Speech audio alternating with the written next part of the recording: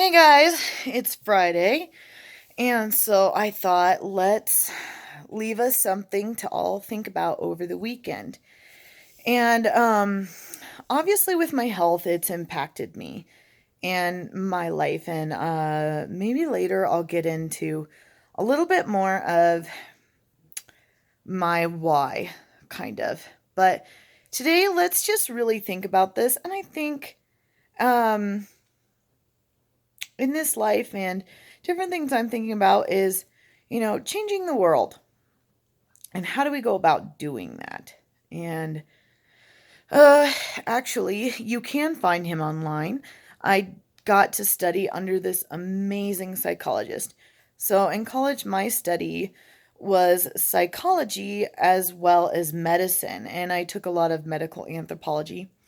And I've touched hundreds and thousands of bodies as a massage therapist over the past 7 years, and being a business owner, learning a lot about that stuff, working with chronic, pain clients, um, chronic health problems, and doing rehab for people in car accidents and injuries and overcoming things. So, um, trial and error and working with a lot of people, and I got to find out what really worked, and what was making a difference in people's lives, and you know, really getting to talk to people and finding out deep inside of them what was going on or issues, and really helping them to change and overcome stuff. And what I learned, oh, and the psychologist that I'm going to talk about here is Russell Colts. He is phenomenal, guys. He's really cool if you want to really learn some different psychology type lessons. He's great to follow. He does have a book, and he's on a couple TED Talks, so you should be able to find him. I can't remember which ones those are on anymore. And I mean, I've gotten so much personal teaching from this man that he's just. I mean, I know more about him and everything, and his trauma course that I took. Um, that I can't remember what I actually listened to. But one thing in class, when I was with him, and his classes would book out so fast. Like, you had to be booked ahead of time with him because he was just so phenomenal. Everyone loved learning from him. Um, Something that we discussed in class is we discussed, how do you change the world? And basically, we talked, about adults and their ability to change, kids, and basically, once we got down through all the debate, and that's, 100 of us in a room, and we're all talking back and forth. And then we had to do small groups and talk about how to see changes, how to change the world.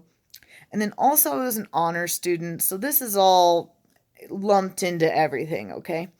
So I'm kind of taking what took me, a couple of years and like full semesters to figure out, and trying to spoon feed it to you a little bit.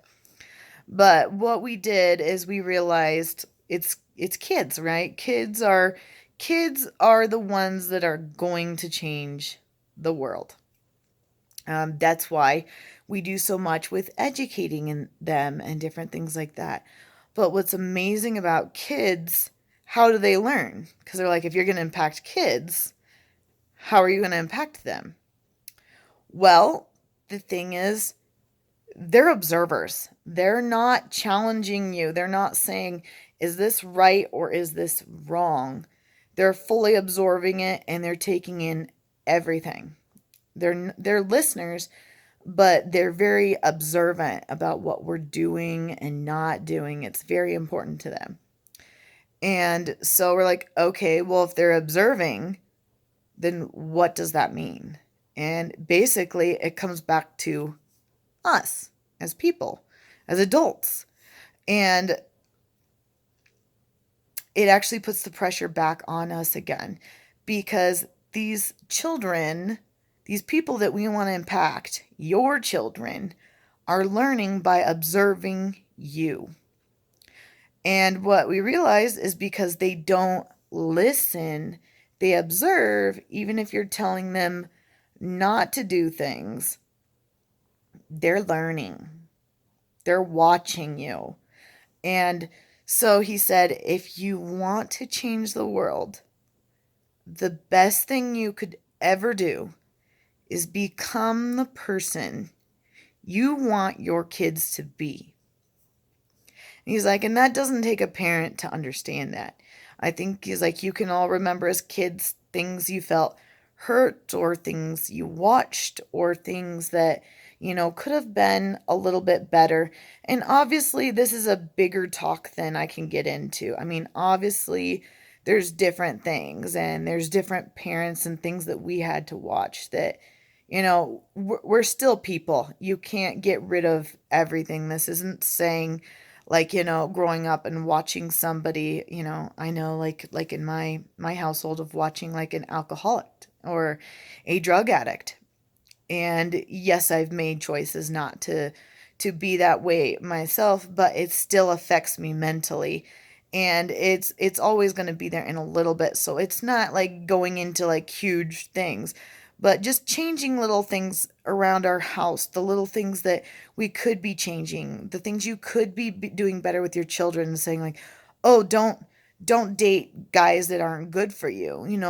We do better by changing it ourselves, by being the mom that makes sure you're having your husband treat you right. And husbands, make sure you're treating your wives right, because your daughter's going to see that. And as we all know, and especially at women, I think all of us have been hurt in a relationship in one way or another. And I think men probably have had, wives that are the same. And wives, treat your husband well, because your daughter's going to do that too. And if you're not happy in your marriage or different things like that, she may not be happy in hers. And it is very hard to change it as an adult, as we know. So instead of making your child have to go through that, it's easier to do it ourselves. But then what we really got down to in our discussion is how to change those small things and how to go about them. There's a time and a place for addiction and very bad habits and things like that. But those are the things that actually are more out of our control a little bit. We usually need help on those things, or we're only going to change them so far, but making little changes in our lives. It's like eating that extra slice of pizza. Did you need to do that?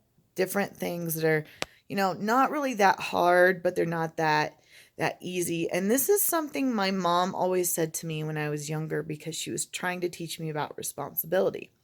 And she said, if I had like a really important volleyball game and it was a big one, let's say it was like state or something, and my mom missed it, I'd be upset, but I'd understand it. My mom said, if I missed every volleyball game you ever had, and then all of a sudden it was just one big one, so then I came. She's like, what would impact you more? And I realized it was having her there all the time, knowing that she was there and supporting me, than it was the big things. So even though we watch our parents or we see addiction or different things like that, it wasn't so much those things that impacted us as it was the small things. And that's just, doing what you can, making better choices, helping your kids make better choices, and really paying attention to just be moving forward. It's small things. Making sure you're helping them eat healthier, making sure that you're there mentally a little bit.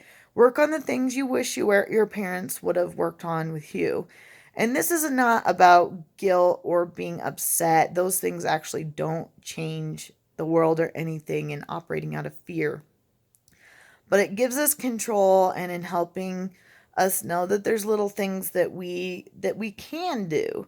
And those are again, and I am repeating myself, but it's because I had to hear this several times and I really needed to think about it hard, because it is a very big thought to think about, and it's a very emotional decision.